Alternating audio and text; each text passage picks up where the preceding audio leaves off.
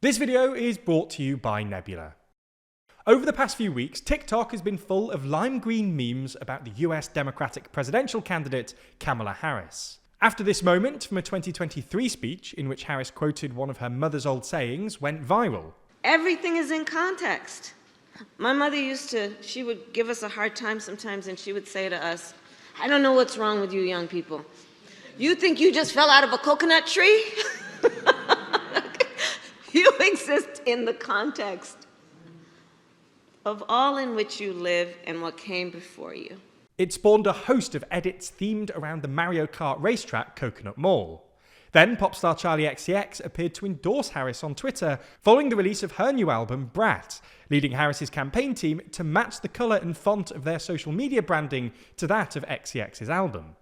Now, in general, memes aren't a great indicator of actual political sentiment, but Harris's apparent memeability reflects a genuine political phenomenon, and that's her unprecedented popularity with young voters, who weren't all that enthusiastic about Biden, but have since swung massively towards Harris.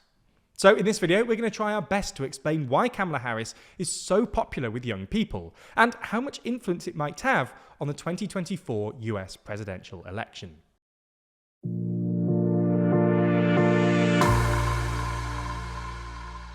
Before we start, if you haven't already, please consider subscribing and ringing the bell to stay in the loop and be notified when we release new videos. But first, let's start with a quick recap. When Kamala Harris took over from Joe Biden last month, many Democrats were nervous about her electability. Gary? Yeah. I'm gonna be president. Of course you are. Her approval ratings fell into negative territory in mid-2021 and have hovered at around -15 ever since. In June 2023, broadcaster NBC even claimed that Harris was the least popular vice president since the 1980s, as Harris had a net approval rating of -17, worse than each of Trump's VP Mike Pence, Obama's VP Joe Biden, Bush's VP Dick Cheney, and Bill Clinton's VP Al Gore. But something changed once Harris took over. Her approval ratings immediately skyrocketed, and several polls are now suggesting she may well have overtaken Republican candidate Donald Trump to become the overall favourite for the November election. Now, Harris's poll surge has been impressively broad-based. She's seen a sharp spike with women voters and minorities, as you might expect, but she's actually doing impressively well with white voters, who were previously shifting towards Trump. In fact, according to the latest NPR poll, Harris has gained 6 points with white voters in the past week or so, coming in at 46% support. This is pretty impressive, especially when you consider that no Democrat has ever scored that high with white voters at an actual election since Jimmy Carter in 1976. Nonetheless, even if Harris's surge has been relatively broad-based, she's seen a particularly sharp spike with young voters. Interestingly, even though young voters weren't exactly enthused by the prospect of voting for Joe Biden, before his withdrawal, some polling suggested they were actually even less keen on Harris. A Quinnipiac poll done just before Biden dropped out, for instance, had Harris losing to Trump by an astonishing 19 points with under 34s, with Harris on 39% and Trump on 58%. This was even worse than Biden, who was losing to Trump at the time by 17 points, with Biden on 37 and Trump on 54. These numbers were pretty appalling, given how Democrats have dominated with young voters in recent elections. However, polling done in the immediate aftermath of Biden's withdrawal found that young voters had swung massively towards Harris. A New York Times Siena College poll from late July showed that Harris had an enormous 18 percentage point lead over Trump among under 30s, far wider than the gap among older age categories, while another poll led by Axios Generation Lab put her lead over Trump at 20 percentage points. This seems to be mostly driven by the fact that young voters are significantly more likely to actually turn out for Harris.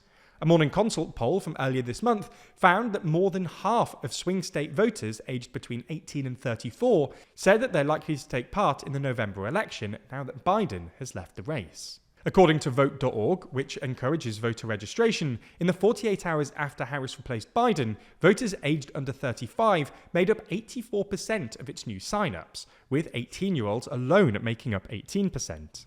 The platform says 4 in 5 of those who register on the website typically cast a ballot, which would suggest that turnout among Gen Z could in fact be higher than it had been in previous elections. So why is Harris so popular with Gen Z? We've got 3 main reasons, but if you think of any more, do add them in the comments. The first is Harris's social media campaign strategy.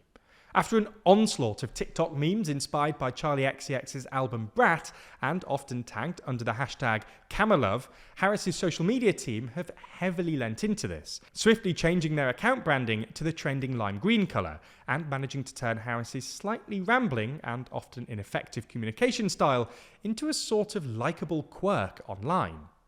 This has gone hand in hand with a massive spike in social media views, with the hashtag Harris2024 ranking 4th on TikTok's list of trending hashtags in the US in late July. Her TikTok campaign also far outstripped the momentum of Biden's within a 1-week period, and also exceeded the TikTok hype generated by major campaign moments like the Biden-Trump debate and even the Trump assassination attempt. Obviously, you don't need us to tell you that it's Gen Zers who use TikTok the most, with 47.4% of TikTok users in the US aged under 30. The second is Harris's demographic. There's data to suggest that Gen Z may be drawn to the fact that Harris is a mixed-race woman of colour, half Indian and half Jamaican, and not just another old white dude. To be clear, we're not saying that old white men don't have a place in politics or endorsing this sort of identity politics, but polling suggests that young voters are more likely to value diversity in politics, and this might help explain her appeal in this demographic.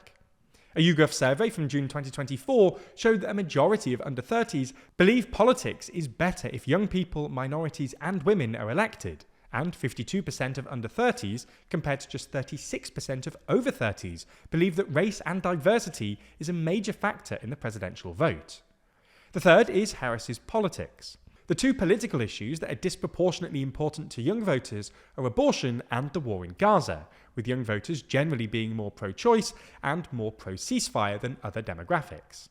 Biden's unwillingness to focus on abortion and his relatively pro-Israel position as a self-described Zionist didn't help him with young voters.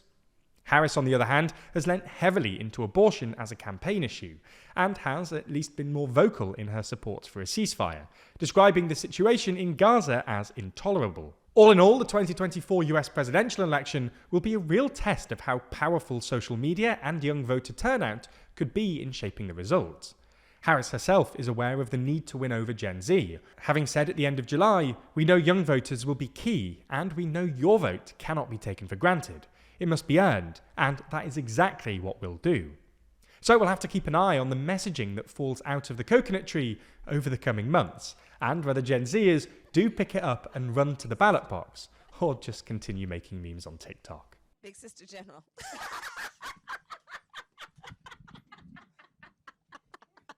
Keep diving deeper into this and other news stories over on Nebula, where the TLDR team curates the most important news videos from around the world, saving you from a deluge of bad news and helping you pay attention to what really matters. That means no more feeling out of touch. On Nebula News, the TLDR team acts as your guide through the media landscape, sharing the news we're paying attention to, helping you find stories that matter, and avoiding burnout. If you don't know already, Nebula is the streaming service that we co-own with a bunch of your favourite creators. There you can watch original content like Real Life Law's incredible series War Room, which every month runs you through a whole load of ongoing conflicts, keeping you in the loop. You can also watch every TLDR video on Nebula ad-free, and in many instances before they land on YouTube. If you're not a member already, then click the link in the description to sign up now. If you do, you'll get 40% off an annual plan by using our link. Plus, Nebula will know you came from us, which really helps us out. We've got some really great feedback from existing members, so I hope you enjoy all the effort we're going to with Nebula News.